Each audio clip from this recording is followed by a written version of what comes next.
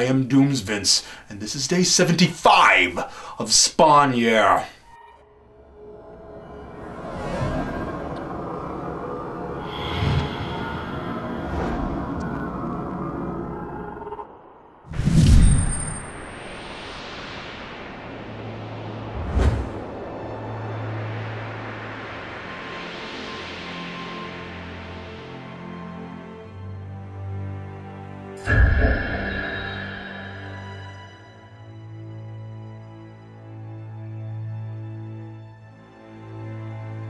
It's interesting that such a sad, bleak continuity like Spawn's, even with all its inconsistencies, can't help but depict human beings as inherently good people a lot of the time. At least, those people it allows to be fleshed out and become more than static stereotypes. So far, there's nothing especially human about Tony Twist or Jason Wynn.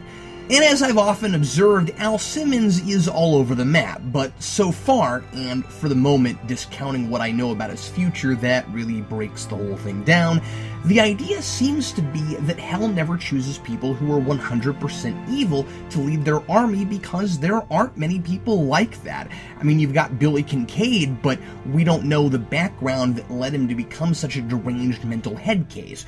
Hell's always choosing these conflicted guys, people who have a lot of darkness in them and the ability and willingness to do abhorrent things, but they spend a lot of time being jerked around by the devil who created them as he schemes to trick them into willingly succumbing to that blackness inside themselves.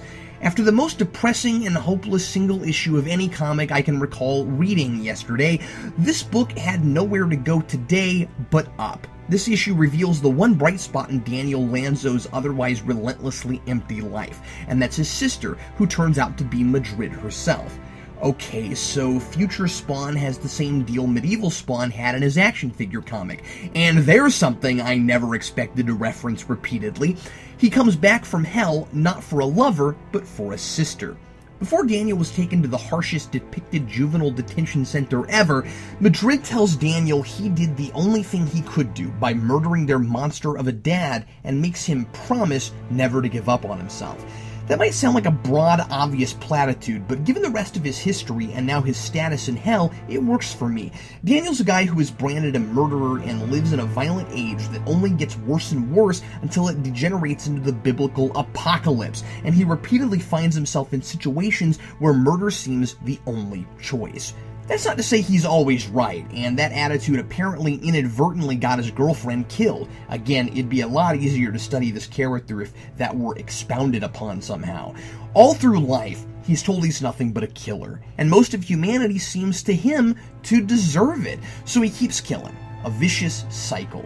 Then he makes a deal with Fledgy, is told by the devil that he's nothing but a killer, and nearly allows himself to be branded that way again, until he suddenly remembers the promise he made to his sister.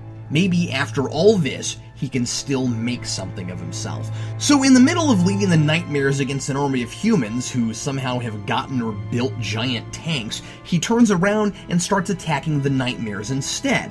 I think I like this deal better than Al's, because it's about living up to someone's expectations of him, to someone who admired and looked up to him, not just about a selfish hope to see that person again. Al's desire to be with his wife is understandable, absolutely. I'd make that deal myself. But on a story level, Daniel's choice makes him almost admirable right away. The question, of course, like with all Hellspawns, is can he win a fixed game? Can he hold on to that last shred of humanity as Fledgy tries to coax him into spending all his power, which makes him darker and less human? Fledgy's endgame is to get Spawn to kill Madrid and Matthew, who have been taken in by an underground resistance despite the protests of their spiritual leader, Mortimer, who somehow knows there's a connection between Matthew and Spawn. It's a solid plan. If Spawn kills them, he'll have figuratively broken his contract with his sister and validated Fledgy's reasons for choosing him, fully embracing his new position as Hell's army's leader. I still don't understand why the Nightmares need him. They seem to be doing fine on their own. But there are problems. Why, if Fledgy has control over what memories Daniel sees when, as he seems to, would he not conceal his memory of his sister and not let him suddenly recall that at the precise moment he was about to embrace renounce his spawnhood. Maybe that's not how it works, like it did with Malbolgia. Maybe he does just remember because seeing frightened children jogs his memory. But it's odd if that's the case that he didn't remember all of that when he saw Madrid herself when he conveniently showed up right in front of her. I'm also lost on why there's so much attention on Madrid's son when the real human connection was with Madrid herself. I'm not sure how he fits in yet. Mortimer says something about the boy being a mirror for Spawn. Hopefully we'll know what that means next issue. While I'm liking the themes of humanity fighting its all-consuming dark nature more and more, the book doesn't communicate some of its plot very effectively. Last issue, a flashback made it look like Daniel's return to Earth somehow brought the apocalypse with it. And here, Fledgy says Spawn is responsible for the way the world is now. That might be interesting, given Daniel's overall bleak worldview, but I don't get it. We're just not given enough information.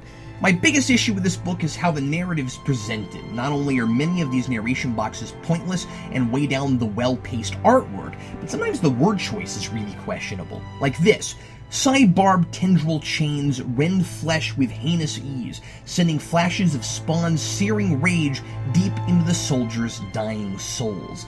Maybe I'm nitpicking, but that's imprecise. We know there's an afterlife in this story. How can their souls be dying? It's their bodies that are dying. The souls go to heaven or hell. I suppose tomorrow I'll learn what the Anti-Pope's plan is for Abel, who has infiltrated the camp of the Resistance, and how exactly Fledgy plans to convince Spawn to kill his sister when she's the one thing keeping him from turning against his people. And I'm a little surprised to say that I'm kind of interested to find out. Signed, Captain Logan.